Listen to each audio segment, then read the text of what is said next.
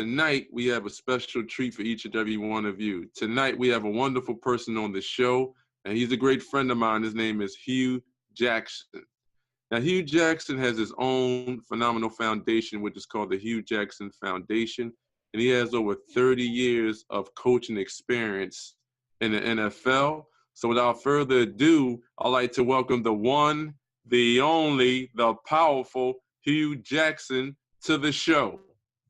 Well, thank you for having me. I'm excited to be a part of your show tonight. Obviously, you've interviewed some unbelievable people in your journey thus far, and I'm just glad to be a part of that process tonight. Well, I'd like to thank you, Hugh, for taking time out of your busy schedule to educate me and the audience worldwide about the power of leadership. I gladly appreciate it. You're more than welcome. Now, let's take us back down memory lane. Who was Hue Jackson when he was 10 or 11 years old? Did you always have like that entrepreneurial spirit in regards to coaching, or did you develop that over a period of time? I think I always had that. You know, when I talked to some of the coaches who mentored me when I was young, they said I was always the one who was out in front, leading the guys, getting the guys to try to do it right. Was always a guy who was at the front of the line all the time and trying to get people to follow me. So that kind of stayed with me as I started my journey up the ladder a little bit. Wow. So how did you make that transition from, having that leadership edge to just wanting to get involved with the NFL franchise? Well, you said it. It starts when you're young. You know, that seed is kind of put in you that way when people thrust you to the front of the line and you try to do everything right. And then there's guys that try to imitate that a little bit, So when you go to high school, I went to Dorsey High School. We were very successful as a football team, won a city championship. I'll never forget, we were without a head coach heading into my senior year. And Larry Wine had resigned and Glenn Bell was coming over from Palisades. And we didn't have a coach for about 4 weeks. So I organized practices and passing sessions for our high school team. And we went on and won a city championship that year. And I think from that really started to precede me to see that I had a skill of getting people together, of leading men to get them to do something for the common goal. And so it kind of took off from there. Wow. Now, you have vast experience in the leadership business. Can you explain to the audience in your own phenomenal way, what is the best advice that you have ever received? Well, I think the best advice I've ever received about leading is you're a server. I think people see leading as dragging people around. I don't think it's that. I think you're serving the people that you work with to work towards a common goal. And if you can help a person understand the goal the right way, then you have a chance of getting there. So I think the key word that I think everybody needs to really dive into and dig into is alignment. I think if you can align a group of people the right way to chase a goal, you have a chance of hitting that goal. Wow. Now, what do business owners and entrepreneurs have to adopt by getting out of the mindset of negative thinking to take action thinking? Well, I think you said it. You got to get quiet the other voices that are in your head, and the other voices that are in the room. You have a plan, you have a vision. And in order to have that happen, you have to make sure you have the right people with you. Sometimes there are people who don't see the same vision you do, and that's okay. Long as they're not disruptive, as you're trying to make this happen, then good things can happen. I think getting people, and it's hard, anytime you have more than yourself, I think when you look at it, it's your plan. And so how it's supposed to work. And then it always changes when you add more people to a plan, because their thoughts and their abilities or how they see things might be totally different than yours. So I think working with a group, getting them to understand exactly where you're coming from and making sure that those things are done day in and day out gives you a chance to be successful. Mm. So basically, you got to have the right team to help you build your dream. And team stands for together, everyone achieves miracles. Well, you just said it. I mean, I couldn't say that any better than what you just did. If you don't have the right team around you, you're going to fail. Let's just be very honest. I mean, at the highest levels, I mean, we're all chasing the same success all the time. Our value is tied to the things we do in this world. And so I think what one person's value might be not the same thing as the other person. So that's why you just said, if you don't have the right team working together, it's very hard to achieve anything in life. Wow. Now, Hugh, we're going to switch gears a little bit, and I just want your perspective on marriage. Oh, wow. Yeah. My perspective on marriage. He threw one out of left field there. No, well, marriage is obviously is the ultimate covenant that the Lord has put out there for all of us to have. Marriage is a lot of work. Yes. You know, I think it's no different. I hate to say it this way, and please, ladies, excuse me. It's no different than running a business. If you don't have the right teammate, and if you're not aligned correctly, and if you're not working every day at your marriage, then probably it's not gonna work well. You know, I think it's something that takes a lot of work, probably more work than just normal everyday working at a job, because women and men are different. You know, and then you throw kids into the equation, then everything changes. So it's something that I think is very important. I think it's something that we were put on here on earth to do, is to find someone who is going to help us be the best versions of ourselves. But sometimes that doesn't work too, and I do get that. I'm not opposed to people who are not supposed to be together partying, because I think you get one chance at life. But marriage, when you marry somebody, is supposed to be for forever, you know, and hopefully you've thought through these processes before you make these decisions. Now, you said something very critical. When you get married, it's supposed to be forever. But 70 to 80% of divorces is filed by women, not by men. Right. That's a huge statistic. When it comes to marriage, Hugh, why do you think that women are filing for divorces more quicker today than it was back in the 80s and the early 90s? Because divorce just means divide among the family. Absolutely. I think I've seen women be a lot more assertive into what they want and what they need from men. I think they're being heard, you know, and I think when they're not being heard, they're making decisions to move on. You know, that's what I really believe. I think when you think through it, everybody should be heard, you know, whether it's the man or the woman. But I think women are really now starting to find their voice. I have daughters, so I'm happy that they are finding their voice, because I think that's going to be important as they move forward. Wow. Hugh, let's talk about the characteristics of an entrepreneur. Now, the word entrepreneur means entreprendre, and there's a Latin word, and it was invented in the 15th century in France. And a gentleman by the name of John Baptist, he invented the word, and over 300 years later, that word still exists, which is entrepreneur. So entre means between, and pondre means to take. So it means to take lower productivity and increase it to higher productivity.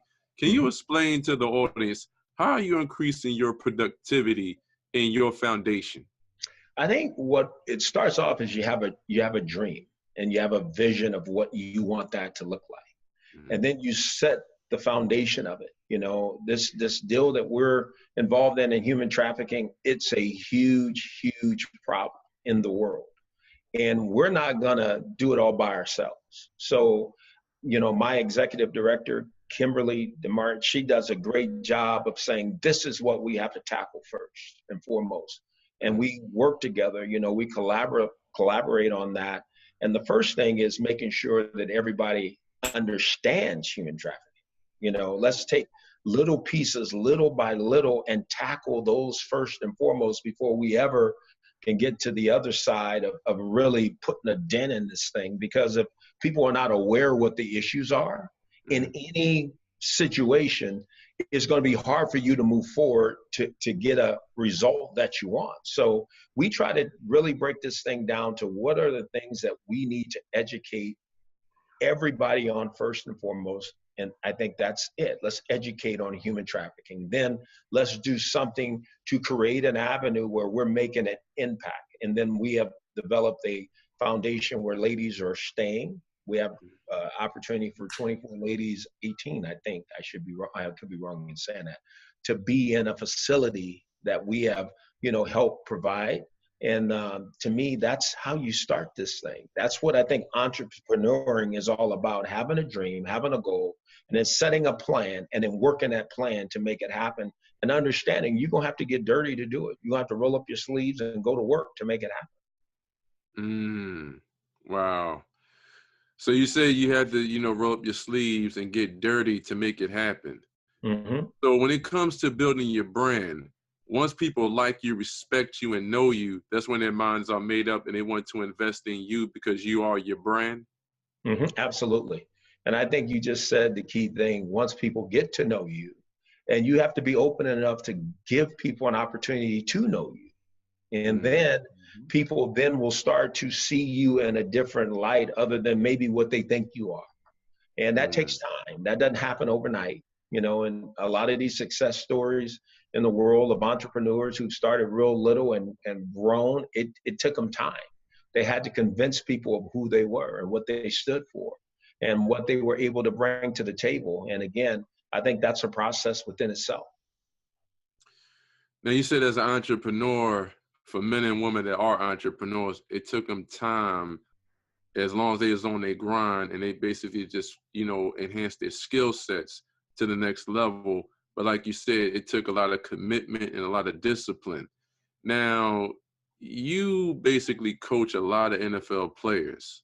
Mm-hmm. When it comes to players making, I like to call it the A team when they're starting, whether they're a wide receiver or, defensive tackle or safety, what do you look for in regards to greatness when you are actually looking at a player where you want them to start them in a game? Do they have to know the plays? Do they have to be on point with the plays? Like, what do you look for in regards to greatness and leadership? Well, I think you said it. I think as a coach, you have a plan on how you want the player to perform. There's a performance level that is demanded at every position that you just mentioned. And a guy has to be able to meet that or exceed it. The great ones exceed that. They go on and they become all pros. They become, players of the years in the National Football League. And there's guys who are able to meet the demands of championship play in the National Football League. And there's some that are not. And the guys that can't, we're trying to do everything we can to help them continue to elevate to become really good players. And you're trying to help the really good players do everything they can to become great players. So you try to create an environment for a player to be the best that he could be, eliminate distractions, eliminate the things that don't matter. Let's try to make it as simple, stupid as we can to let your athletic ability take over and do your job, because we drafted you or have you on the team because you have a skill set. How do I help that player become better than he would be if I wasn't there? And that's got to be the goal for any coach. Wow. I remember Coach Jackson, especially when he was, coaching us, he wanted perfection. And that's one thing that, that took on, for my life now after football. It's just everything I had to do it at perfection at the highest level. And whether it be when I was playing, whether it be, getting in that playbook and just learning the plays, and, just getting ready for training camp and ready for those preseason, those season games, just being ready to just tackle it and just get ready and just do it for perfection. So, Coach Jackson he taught us a lot. And, I just want to appreciate him for everything that he taught me, because everything he taught me I'm doing after football right now. And like you said, it's always life after football. You got to understand what you want to do when you get done. Wow. Now, when it comes to contracts. I know that baseball player contracts are guaranteed, but NFL and basketball player contracts are not guaranteed. Right. And I know NFL, I love the NFL. I'm a huge fan, but I know NFL stands for not for long. Right. So like what Elliot is doing where he's successful in real estate, and, you know, a lot of NFL players are looking at other business endeavors outside of football, or if they playing, you know, in the NBA, they're looking at other business endeavors outside of basketball. Now, why is it that baseball players, professional baseball player contracts are guaranteed, but NFL players contracts are not? Well, I'm sure the NFL players are, if they're watching this, they're still working right now trying to do everything they can to get these contracts guaranteed. That's first. But I want to go back for a second to something that Elliot said that I think is so true. And he said it early before we even started this. He said, I created a circle of people that could help me get to where I wanted to be. The relationships that he has taken on since the National Football League has helped pave the way for him to have a better life. And I think that's part of growing. You know, I think there's a lot of lessons learned in football, and there's a lot of things that are taught in school, but you're not taught how to make money. You know, the football is what gave you the skill, a chance to get in the room and make whatever your earned pay is for playing football. But there's a life after football. There's a life after coaching. All of this, how do we continue to move forward in life and have success? And if you don't meet the Grant Cardones of the world, if you don't spend the time with the Dwayne Wades of the world, or know the Magic Johnsons of the world, people who have done it and been very successful, you don't have that opportunity, because I didn't learn a lot of these things in school.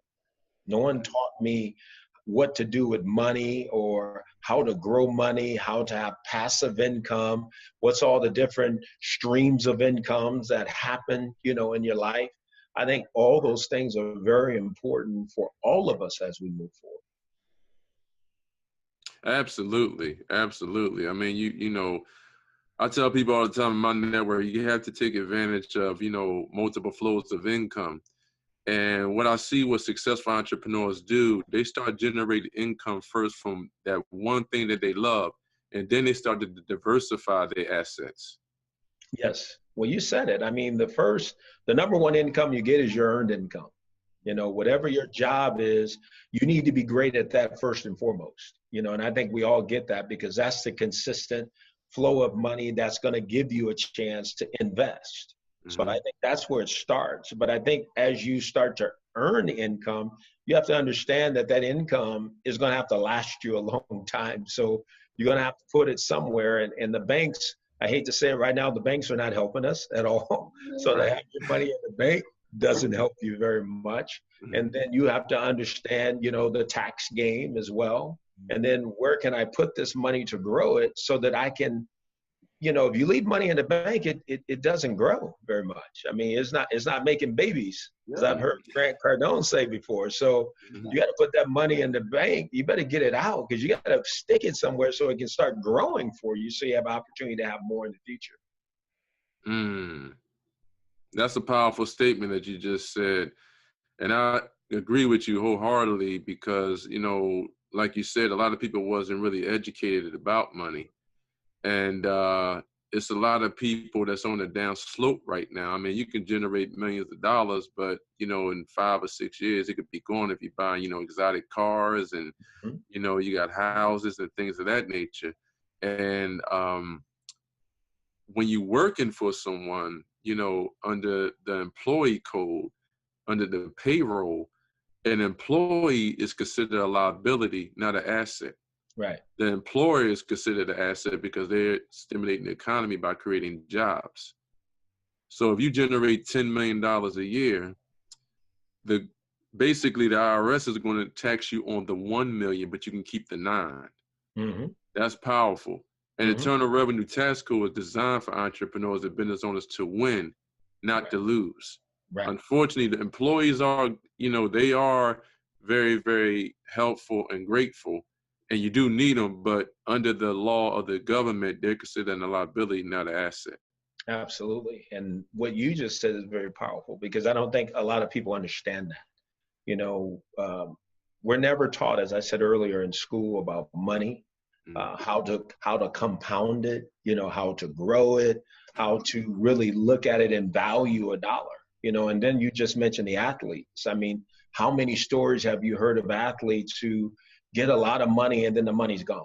Oh my God. Yes, yes, most definitely, most definitely. And I hear a lot of stories. So young. They get it when they're so young, and they think they're going to have it forever. And then I'm going to make it again at the next contract so I can blow all of this time. Hey, Coach, that's how I was. That's just the mindset, you know, because when you're young like that, you think you're invincible, you know, and you're not thinking about what is life going to look like at 50 or 55, you know. I don't think people think that way. And because the world doesn't have us think that way. So if you don't have the right, you know, advice or the right structure or the right people around you, then things probably won't go very well for you. Well, like you just said, you talked about an advisor, and I heard a lot of nightmare stories of, you know, NFL players. They get financial advisors, and the financial advisors is burning them out of their money. Yes. And then at the end of their career, they're like, "Where's my money?" And only thing they saying is, "Well, I had to do this with it." So now they got to go. $300,000 you were spending every week. That's where it is. Yeah, you remember that? Yeah. So it's I look at financial advisors as they're not really beneficial to the NFL players. I remember when Master P, he basically was saying, well, wait a minute, why should this guy get $1 million? And all he doing is taking my music and driving it over to the distribution centers. But he want to get $1 million for that. Right. And, you know, it was powerful what he did because he basically wanted to own his own distribution channels. So he basically made the initial investment in himself. He took $25,000 and invested in Michael Jackson's attorney. And he wanted to learn, how can I actually own my masters and my music like Michael Jackson? Well, think about what you just said. That's so key. He wanted to learn. Yes. All of us will start from that standpoint first. Educate yourself. And I think what I said, this never came up in school. So people, when you start talking about money, they're like, I don't want to talk about that. You know, my money's in the bank, or I got this financial advisor that's doing it. And he probably never learned what to do with it, other than he knows there's a lot of money and he knows you're going to get a certain percentage off of something. I think it goes back to just like we're talking about human trafficking. Let's educate everybody about what's going on. Let's educate everybody about money so that people start making better decisions as they move forward, and then you can live a better life. Now, you just said something that was real critical. You mentioned that phenomenal word, money, and how people can live a better life, but they have to be eager and willing to learn. Yes. Now, let's talk about money. Let's have a conversation about money. Now, I know money is not value. Money is just a facilitator to do transactions. Can you explain to the audience, how would you define money? I think I define money as an asset for you to grow something in the future. Because having money right now really means nothing if I'm not going to have money 10 years from now, 15 years from now, 20 years from now.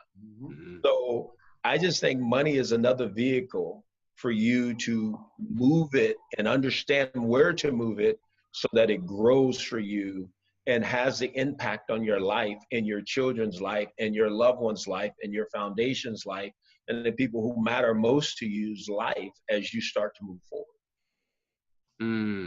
Wow. So would you say that money is the byproduct of the value that you uncover? Yes, no doubt. That's a great way to put it. There's no doubt. No doubt.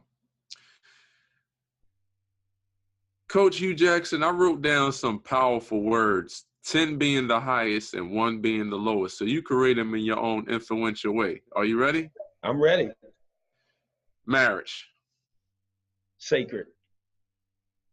10 the highest, 1 the lowest. It's sacred, I would say 8. Leverage. 5. Perseverance. 10, Building great relationships. 9, Family. 10, NFL. 1. No, just kidding. Just kidding. No, it's a 7 in my life. President Barack Obama. 10. Donald Trump. Well, you're going to have to do this to me, huh? I'm going the opposite way.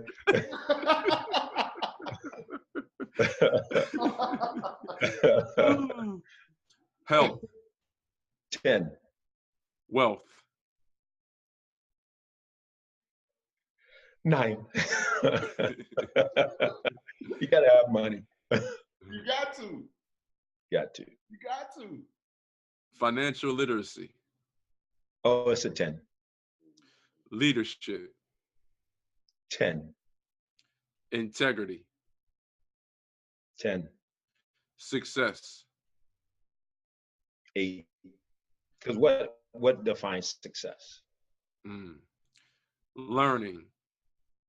10. Value. 10.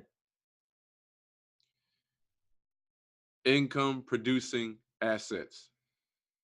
10. Love. 10. Perfection. 7. All right, that was good. That was real good. I had to understand it. I think I got it now. There was some tough questions. I think that's a heck of a deal. I like that. Hugh, can you explain to the audience exactly where they can find you? They can find me at Hue Jackson Foundation, and I think it's www.huejackson.org. And that's where you can find me at. Now, let's talk about the Hue Jackson Foundation. Okay. I was reading it. It's phenomenal content, and it looks like a phenomenal foundation. Now, when it comes to your bylaws, did you have people to help you with your bylaws within your foundation? Oh, absolutely. Like I said, my executive director, she is the king of it all, and again, it goes back to what we talked about earlier. It's having the right team. You have to have the right people in order to do things the right way. And Kim is outstanding. Now, you have a nonprofit organization, which is the Hue Jackson Foundation. It's a 501c3, correct? Mm-hmm.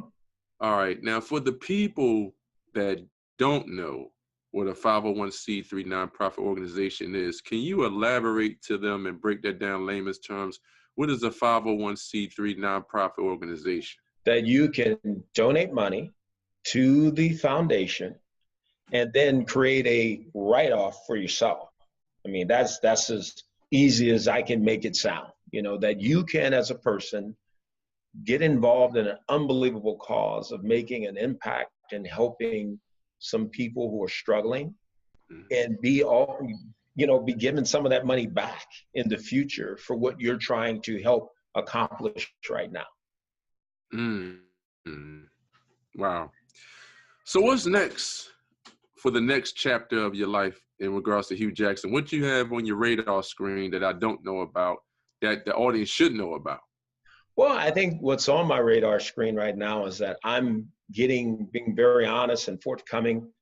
I'm transitioning on from a tough, past from the last few years, and I'm not going to run from that. Things didn't happen the way I wanted them to at Cleveland, but I will move on from that. But to me, there was a lot of things, lessons learned, a lot of growth, and I think I take all those with me as I move forward. I want to get back into coaching, and I know I will here soon, because it's something that I have passion for and something that I love to do. Number 2, I want to make sure that this foundation really takes off. I want to make an impact in human trafficking. That's what I've said since the day we started the foundation. It's near and dear to me and my family, and it's something that I want to leave as a legacy as I start to move forward. Number 3 for me is to truly understand the financial game. I want my family and friends and foundation, as I said earlier, to be, thriving, not, just getting by. I wanted to be thriving. Why not?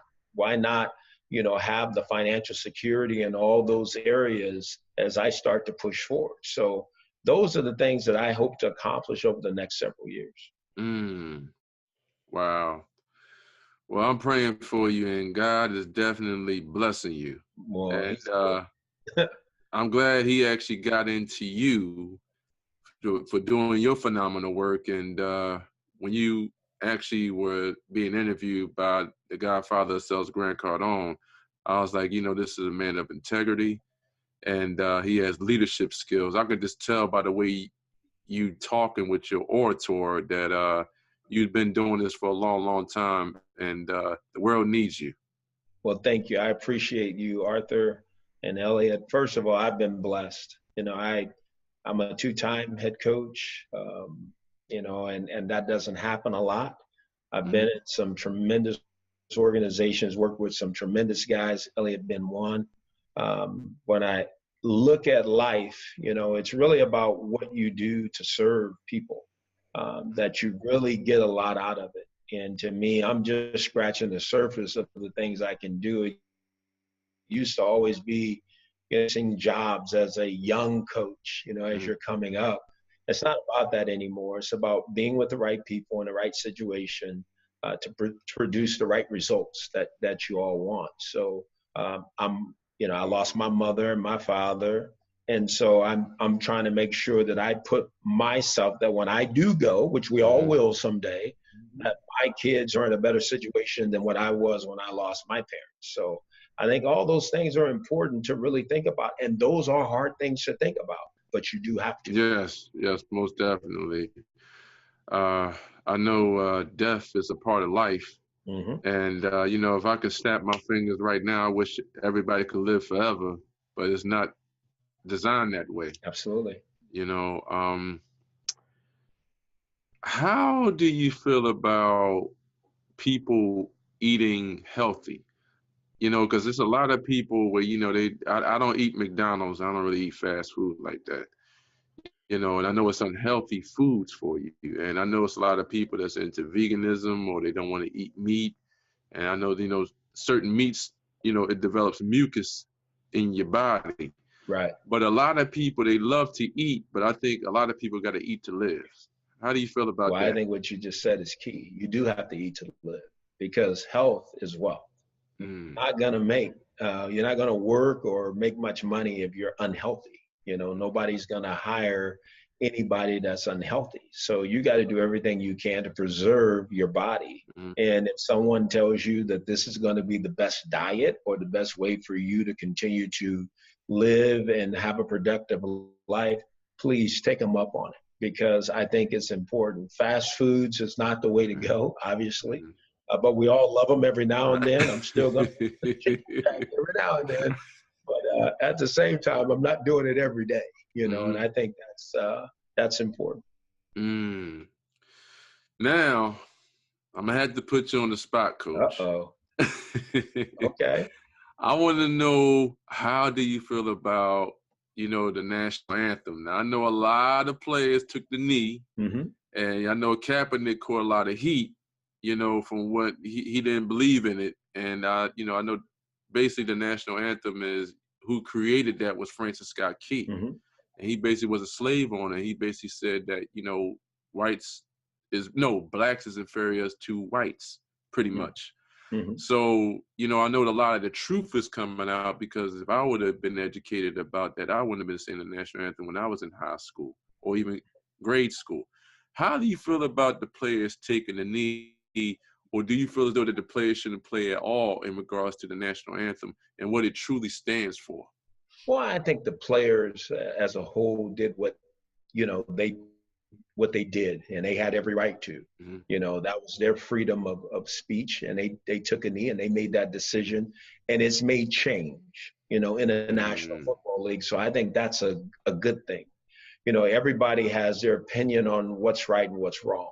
As I was coming up, the national anthem has always been part of games, in the National Football League, games I've played in as a player, games I've coached in. That's what I know. Okay. And like you said, I'm starting to understand it all a little bit better because I never knew. It goes back to what we've been talking about from the beginning. Understanding, learning and understanding where all this starts to make the best decision, as to what's right and what's wrong. And if everybody's educated, and that's why I appreciate you bringing this up, if everybody's educated, maybe people would look at it differently.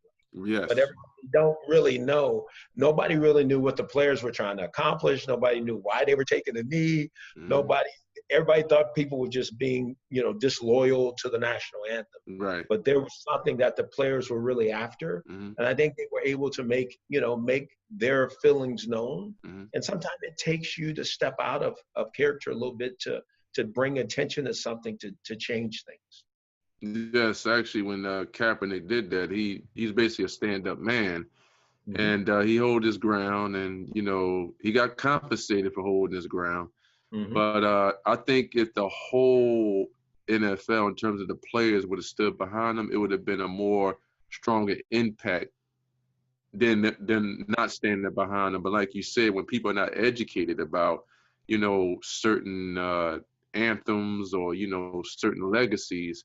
Because even though Francis Scott Key was a slave owner early, and he basically created those lyrics in the early 1800s, that still lives on, and he's no longer with us right now. And like what you said earlier, you want to create a legacy for your family. But I think when it comes to certain anthems or certain legacies, you want to have a meaningful legacy that's going to make an impact on the culture for many, many years to come. Absolutely.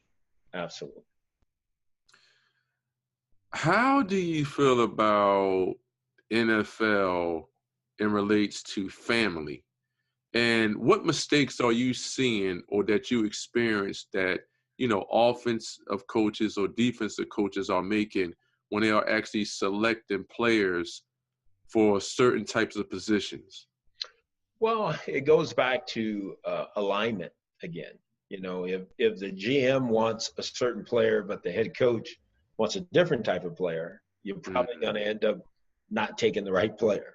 It's not going to work, And I think if everybody's aligned and if you have a blueprint at every position of what you want that player to, his height, weight, speed, the requirements for the position, then you have a chance to get a player into your organization that has a chance to be successful. At the end of the day, you take a player, you put him on your team, you have to have that player get wins, personal wins.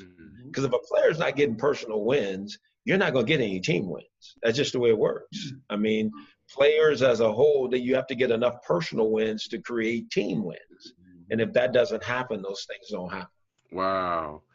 So what's the regiment for a coach or NFL player? I mean, Elliot, I know he knows this. Y'all got to get up, you get them up 4 or 5 in the morning to do drills. Like what will be the regiment for a coach? Should the players be on the field before the coach gets there? Or do y'all meet on the field together?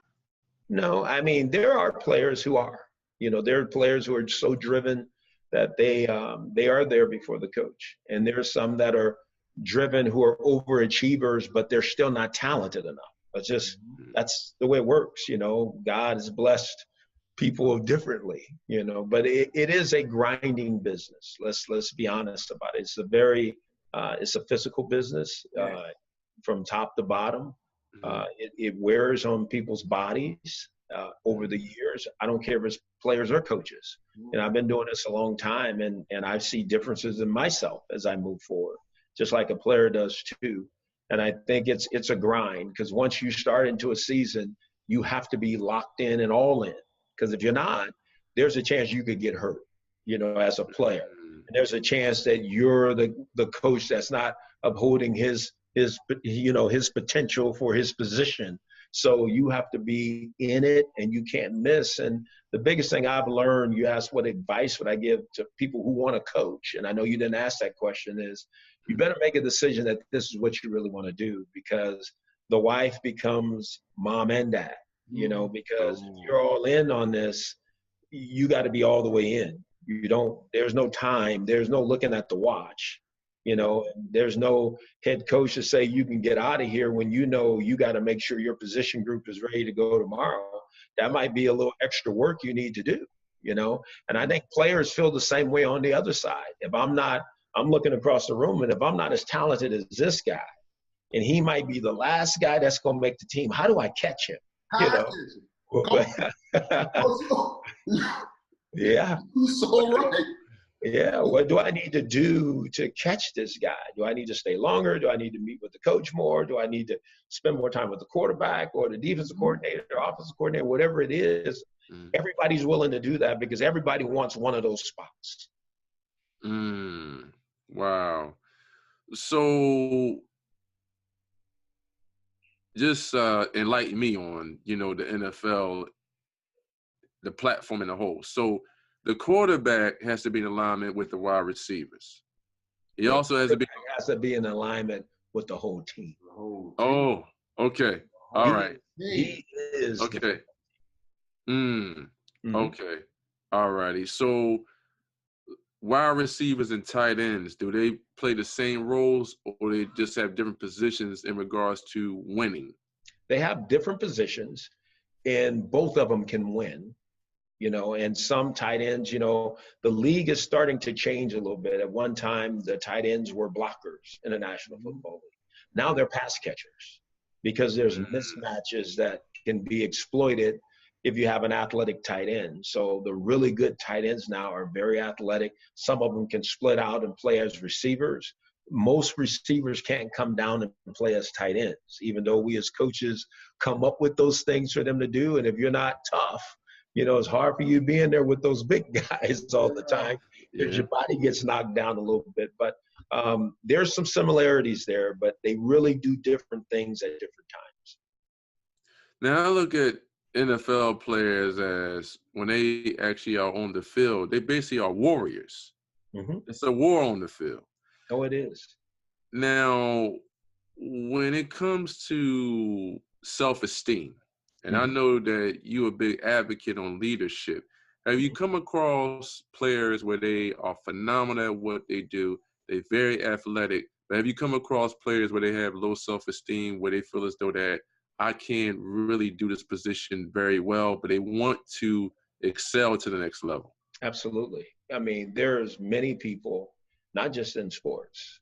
I mean, I don't care what walk of life it is, that there's a block somewhere that doesn't let people really reach their potential, and that's my job as a coach to see if I can open that window for them and have them jump through, because I'm going to try to create the right environment for them. And as I talked about them getting their personal wins a second ago, I think what a player has to do is get his personal wins first and foremost. And so if I'm going to bring a guy into an organization, I've already mapped out in my head what I need to do for him to have success.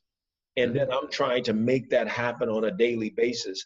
If I take a player, let's say, I'm not going to say a name, but a defensive end, and he was unbelievable in college. The first year, I don't expect for him to come in and be unbelievable in the National Football League. Let's give him a goal so I take some of that pressure off a little bit. So that he can get those personal wins and feel good about what he's doing, and then he can transition on to the next year.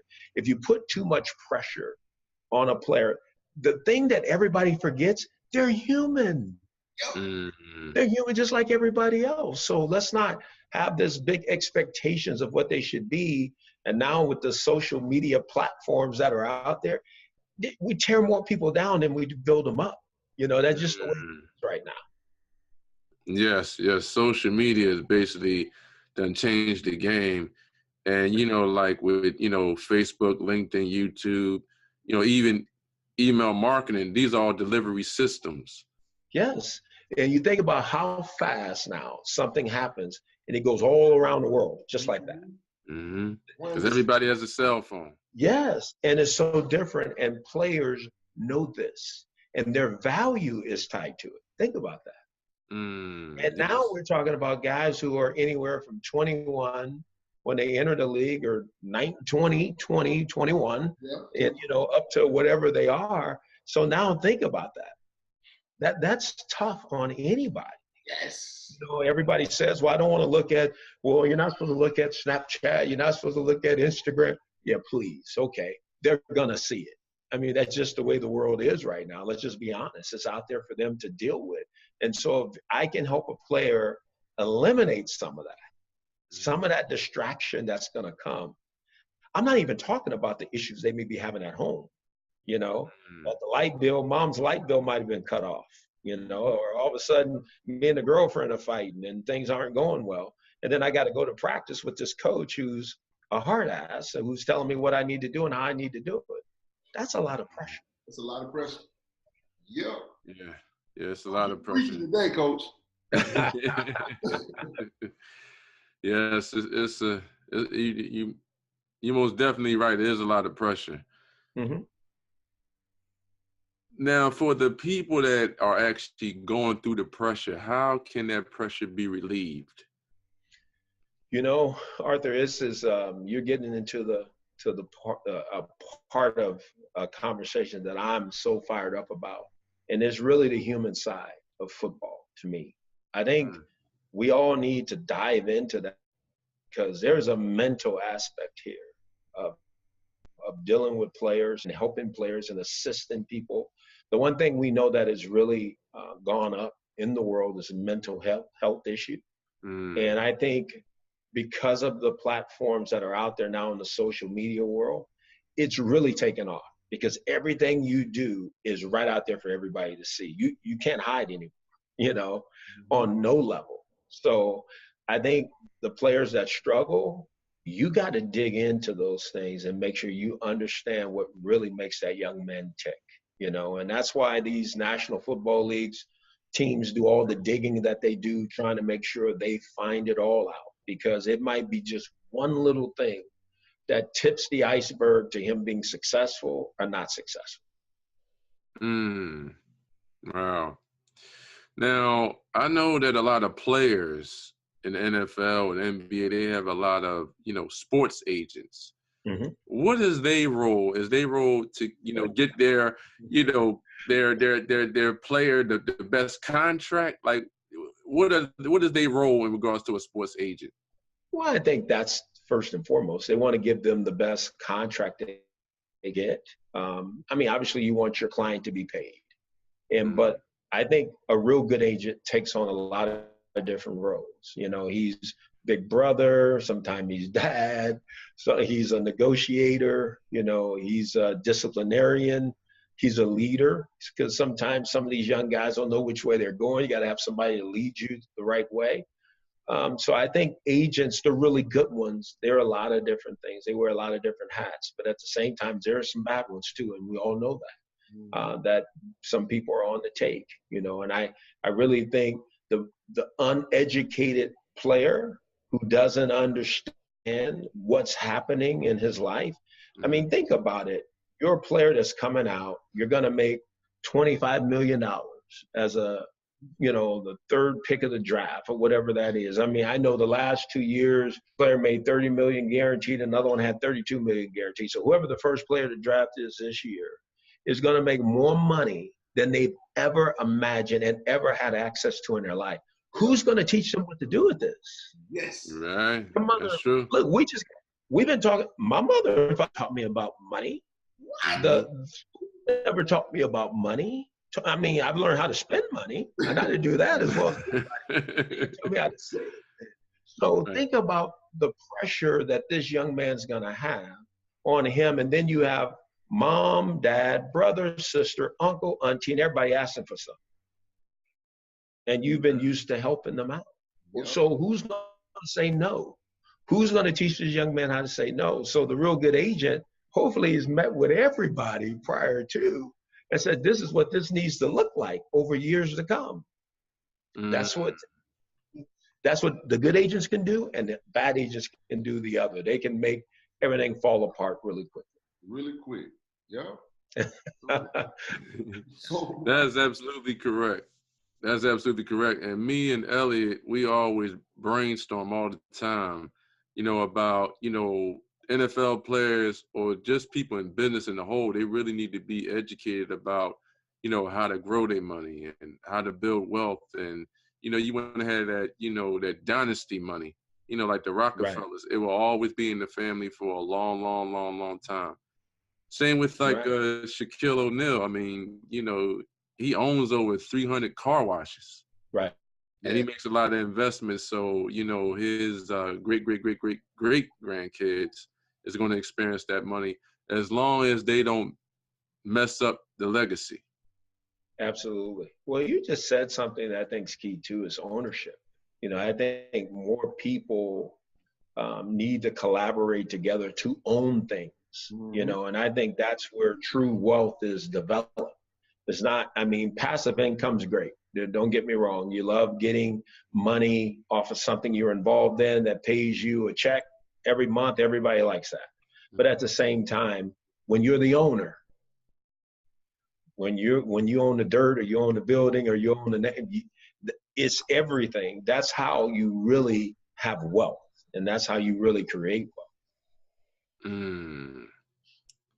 Absolutely. It's so much specialized knowledge out here that people don't have access to, and access is power. And I think that when people really tap into that power, once they start to educate themselves, now they can pass that same information on to their children, and then their children can pass it on to their children. So now what you're building is your own dynasty, where that dynasty will live on forever and ever and ever. But people got to be willing to learn and stop watching, the dumb box, which I call the dumb box to TV. That's right. You just said it. I, at 53 years old, I went to go see Grant Cardone. I'd seen him on Instagram a couple of times. I've heard him speak a couple of times, but I didn't know him, But his message just kept resonating with me, and normally I didn't have the time. Normally I'm involved in some training camp, getting ready for the draft, coaching players, leading players. And all of a sudden it clicked. I go, wait a minute. In the term you just used, educate yourself. I'm not going to sit here and think I knew it all. I needed someone who is very skilled at doing this to tell me and show me, what do you mean by this? And I think a lot of people feel embarrassed about asking, because they think, well, I should have known that 20 years ago or 25 years ago. You're never too old to find out. You're never too old to learn something new or grow from something that you're unsure about. It's okay to ask. But I do get it that some people are in total fear because they're not sure. They were raised a certain way and they think this is the only way. All I knew about was the bank for a long time. Just stick your money in the bank and watch it grow, and I get mad at anybody telling me to move my money anywhere. What are you talking about? I need to be able to touch it when I want to, But you have to learn different things, because that's what my mother and father taught me. Right. Absolutely. And it's just, that's passed down from generation to generation. But the word education in Greek, it means educe. Educe means to draw out of you. And everything that you want is already in you. And, I always tell people that, fear basically stands for false evidence appearing real. But fear is also something you can't see. It's something you put inside your head. If you put it inside your head, you're going to do something, then you're going to do it. But if you put something inside your head, you're not going to do it, then you won't do it. Absolutely. That's so true. And I guess it comes back. I know me and Ray Lewis, we hang out a lot, Coach. Whole lot. Me, Ray Lewis, and Tim Johnson. And, just having those silent talks, privately with Ray, just talking to him about business. A lot of things I was scared to ask him. I was like, man, it's Ray. I don't think I can ask Ray this. And, as me and Ray got closer, he's like, listen, Elliot, like, I'm here to teach you anything that you know. Whether there's business, whatever you're going through in your life. He's like, look, I'm right here to be a person to help you to get to the next level. And, man, just being around that guy, man, it's been amazing. He, people ask me who's the one player I've been around that I appreciated in my time in Baltimore with him. And I was with him every Friday. And we would sit just like you're saying now, and there'll be whether it was a football story or a life story or something that you're going to take away from Ray and feel so good about, because he was so passionate about it. And when he told you, you knew it was coming from a good place. What? Straight from the man had me crying 3 weeks ago. He had me crying. Trust me, he's had me crying before. I get it. That's who he is, but he's a giving person. He's unbelievable, and he has a way of connecting with you when he's talking to you. You know, it's like, I mean, the guy's been he's been blessed. He really has. He's been blessed. He's been blessed. When they say is somebody touched by God, he has been touched by God. Yes. Yes. And I've seen you took a phenomenal picture with the great Jim Brown. Oh yeah. Yeah. Was you at a function? How did that all come about? Yeah, well, probably. You know, it's really amazing. When I first got the job in Cleveland, I was at home. I never forget, in Cincinnati, and I got a call, and I answered, and the lady said, "Would you take a call from Jim Brown? Jim Brown's calling." I go, "Who?" And she said, "Jim Brown." I'm like, "Jim Brown, the running back, Jim Brown?" And she goes, "Yeah." And so I immediately was on the phone with him, and I felt like we just connected. You know, he is what everybody says he is. He's a tremendous man.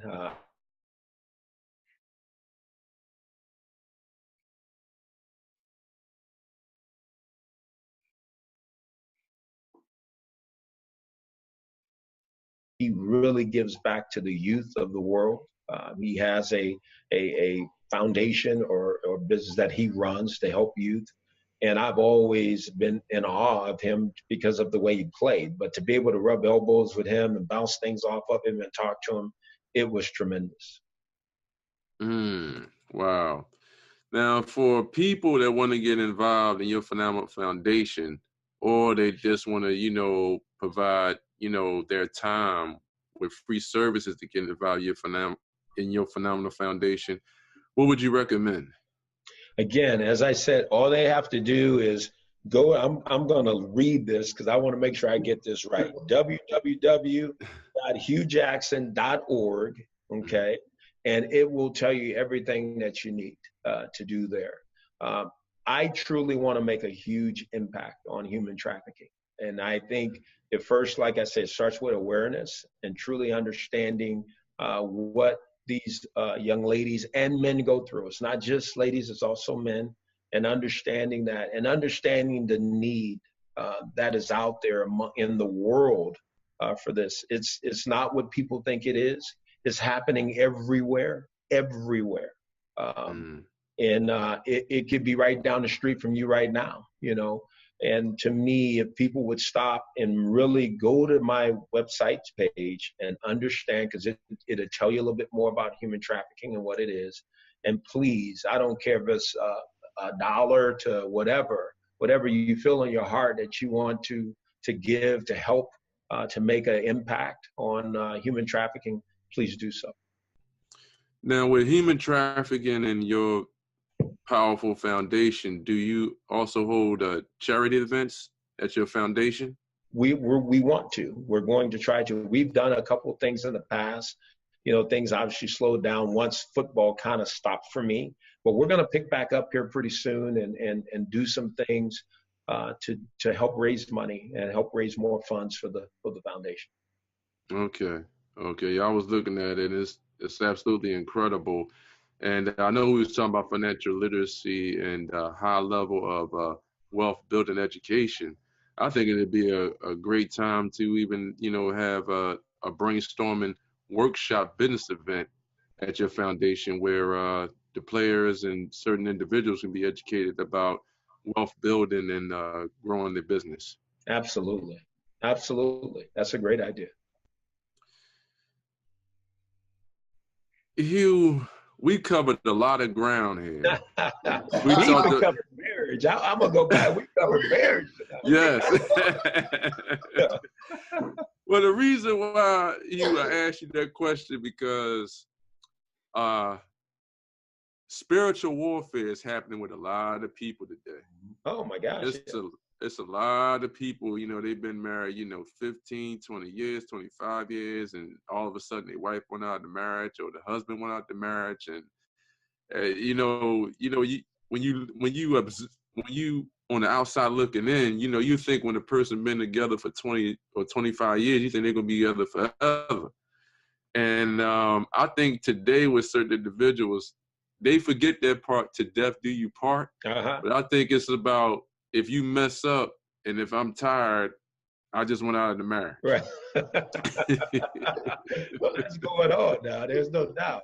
So I've been married 26 years and I've known this lady for 37. Wow. It's just, that's what it is.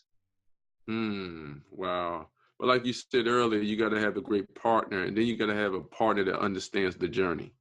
Absolutely. And journey's hard sometimes, you know, whether the jobs you take or the moves you make or whatever those things are. There's a lot of different things that can throw things off track. Now, I love reading, but unfortunately for some people, reading is a lost art today. Can you explain to the audience, what books do you like to read and what books do you recommend for the audience to read? Well, the first book I would tell everybody to read is go buy Grant Cardone's book on wealth. Go buy his book. It's really simple. I mean, it's a really simple book. It's $14. I've read it from cover to cover. I understand it. I truly understand more about real estate today than I ever did. And just about the different streams of financial wealth and how to create it the best you can. And that's what I mean by learning. I think those things are so important, very important. I'm more of a sports guy. You know, I've read Tony Dungy's book and I've loved it. Chad Ochocinco's book, I read it because I'm in it, you know. Amy Trask, who's another person who I really respect my time working with her at the Raiders. She has a book that's out. So I cover a lot of sports world, but the best book ever to read is the Bible. At the end of the day, if I'm going to really get down to something and really want to read, I'm going to put my face in the Word and just start reading. And I think that's because it's going to give me something that I need to get through every day. And I think that's important. Absolutely. The Bible, that's the law. I consider the Bible the laws of the land. Everything that's in the Bible in regards to Solomon and Gomorrah, in regards to what's happening right now, it's all covered in the Bible. And those principles has been around since AD or DC. And they're still happening today. But I think if people really hone in on the real core principles of the Bible and then adopt those assets into the mental garden, I think people will, you know, live better lives and they'll be around for a long, long time. Absolutely. I agree with that. I agree. Hue Jackson, I really appreciate you coming on our show today, because the whole premise of our show is to educate entrepreneurs and business owners on a national, international scale, that they can live the life that they truly desire, but they have to be open to these important principles. But I don't like what I see with some of the news, so we create our own news. Absolutely. You said it. I think it's amazing that, first of all, that you have this platform to better educate people on those particular things. I think this is what's needed. You know, I think more people who hear these type of podcasts and understand a little bit more about what they can do, that you really truly can have what you want in life. But you're going to have to, one, get educated. You're going to have to work hard for it. And you're going to have to put the right team in place, you know, first and foremost, then good things can happen. Exactly. Hugh, let's talk about delegation. Now, I know the minimum wage of a millionaire is around $524 an hour. So I always tell my audience, what can you delegate for $524 an hour? Or you can go way beyond that. What can you delegate that's within your current budget? How important it is for entrepreneurs and business leaders to delegate tasks out that they're not currently good at, so they could just focus on increasing their revenues in their businesses. I think it's so important because that's how your business is going to grow. When you're able to delegate to someone who has a skill that helps improve the business, that means the business is going to make more money. Okay. So I think it's really important to give those kind of awards. It's not about, I don't care what the dollar number is, because if a person has an unbelievable skill that's going to help the organization as a whole make more capital, why would you not? I mean, that person deserves a bonus. That person deserves, to have a voice in the process because they're going to make you more successful. Wow. Wow. That's absolutely true. And Hugh, I can tell you just have a genuine heart. And you have basically really just honed in on the skill sets of leadership and really taking action and really just moving people forward to step into their greatness and become the best versions of themselves. Well, thank you. Again, I attribute that first to God, my Savior first and foremost, and then my mother and my father, more so my mom. She pushed me that way to be the best I could be for whoever, and to serve. As I said, I think leadership is about serving. It's about doing for others and helping them realize their greatness. And as you're doing that, you're starting to really realize your greatness, your own greatness. So I've been blessed to be around some great leaders of men in the football world. You take a little bit of this and a little bit of that and you put it together, and that starts to become who you are as you move forward. And hopefully I can still have an impact on young people's lives as I move forward. The first place I'm going to do it is in my home, first and foremost. The next place is going to be at the foundation. And hopefully once I get back to football, I'll be back on the football field again. Because you're going to be there soon. You're going to be there soon. I ain't worrying about that. I already know you're going to be there. Now, Hugh, I had a lot of people in my network where, they thinking about becoming, college coaches, or they want to become an NFL coach.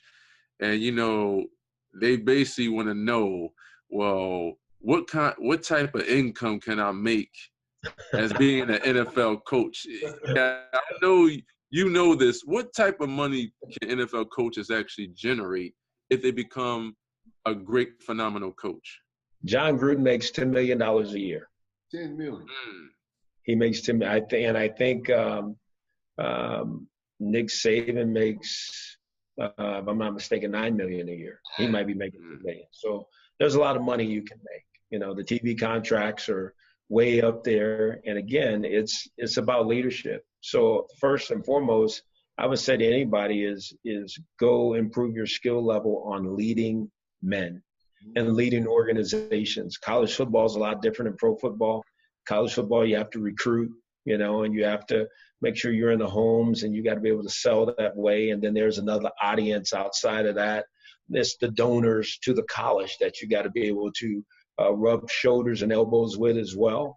Go play a little golf, as they say, with them. So that's different. But in the National Football League, it's about helping players be the best version of themselves. It's helping organizations win. It's a world championship that's awarded after every year. Only one team can win it. You want to be that team. And so that's what you chase in the National Football League.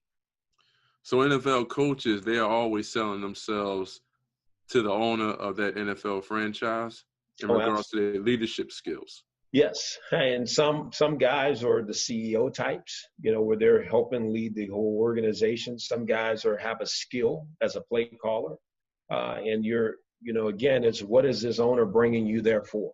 What is the decision and agreement that you have in place with him? Because if you have a skill that is why you got hired, that's the skill you want to use to stay as long as you can. Because if you don't use that skill, you won't be there very long. Wow. So the fans that actually come to see their team, playing, they're rooting for them. It could be the Dallas Cowboys, the Cincinnati Bengals, the Oakland Raiders. It could be the Philadelphia Eagles.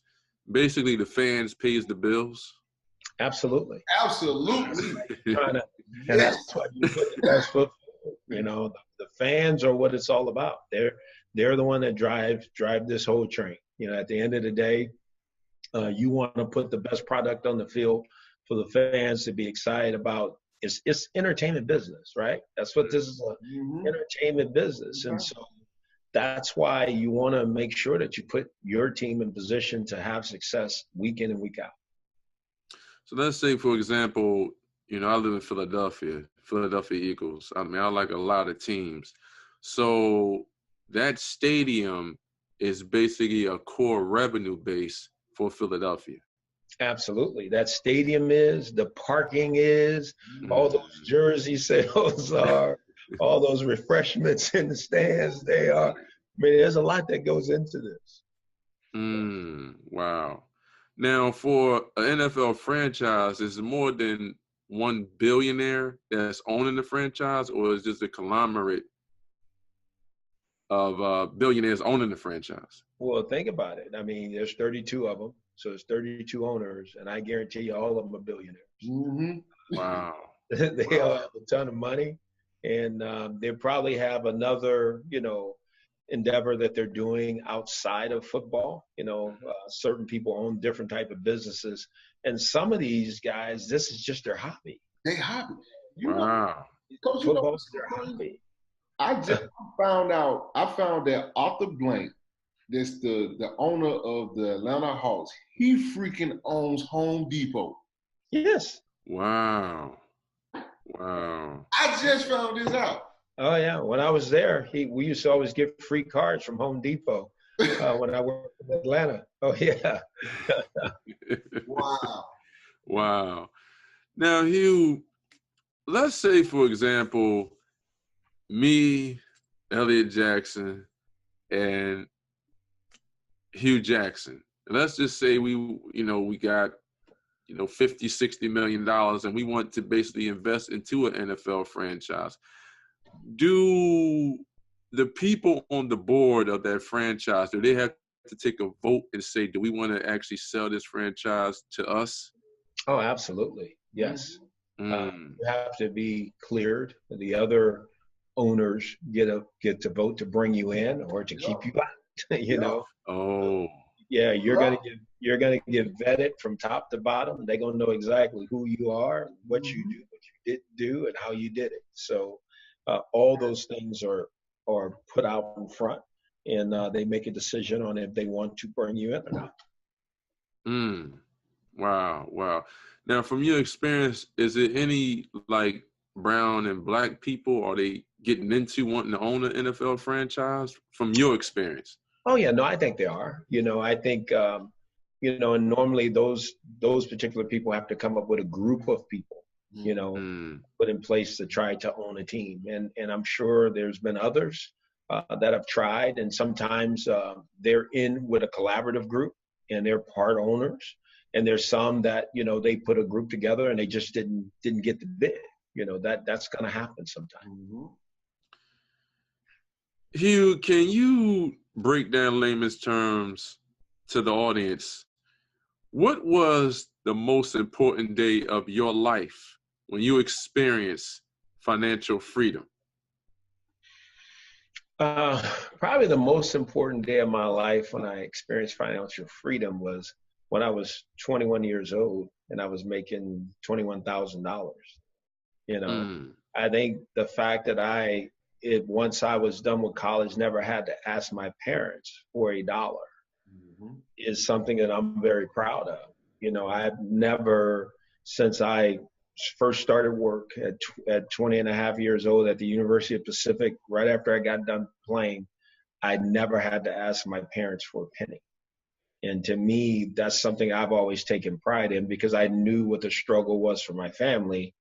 I never wanted to be that burden. If anything, I wanted to be a help. And so when I look back at my path and my process of life, that's something that I will always be proud of. Now, that doesn't mean that my kids will be able to do that. That don't mean that others should do that. That's just what was important to me and what worked for me. And somebody else, it might happen differently for them. And I do get that. But for me, that was a great day for me.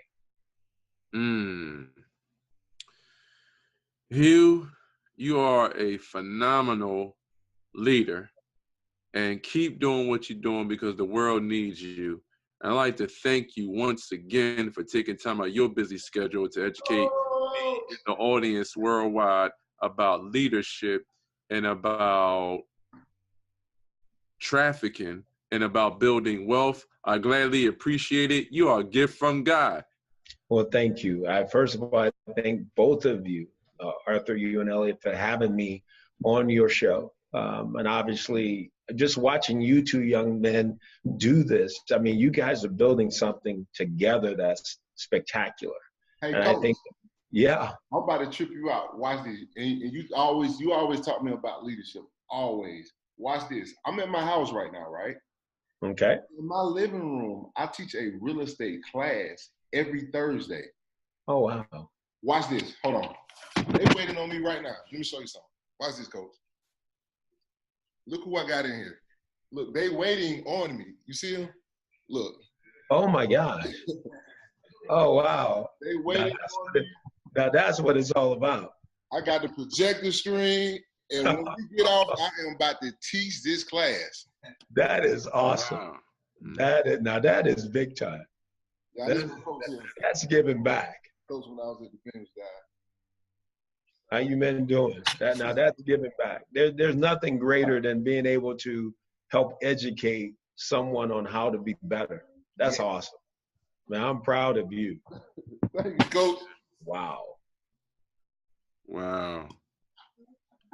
Yeah, so what are you going to be covering? Wholesaling? Today I will be covering vacant properties, how to get them, how to buy them, how to flip them, how to make more money. And then I'll be talking about residential. And number one is credit. Today I'm definitely going to be talking about credit. That's awesome. Wow. Wow. Coach Hugh, do you have any last pearls of wisdom for the audience? What I would tell the audience is, as I started to say a second ago, tune into your podcast because they're going to learn a lot of different information that I think is going to make a difference in their life. And I think truly what you're doing, what both of you are doing is trying to change and help people be the best version of themselves is truly what giving back and helping others is about. Thank you for the opportunity and hope to see you guys in the future. Thank you. Yes, Coach. Coach Hugh, we gotta definitely connect and meet with you in person. Okay, you got it. All righty. Thank you very much. Thank you. This is Arthur Robinson Jr. along with co-host, successful entrepreneur, and phenomenal former NFL player Elliot Jackson, and we had the phenomenal, incredible coach Hue Jackson. And go to his website, huejackson.org. He has incredible content that could take your mindset and your business to a whole nother level. But remember, you have to implement what you learn. So to everyone that's listening, remember that the strongest asset that each and every one of you have is your brain, and what you think about and what you take action on, that will become your reality, and your mentality creates your reality. May God bless each and every one of you, and bye for now. Thank you, Coach Hue Jackson. Thank you. Thank you very much. All righty.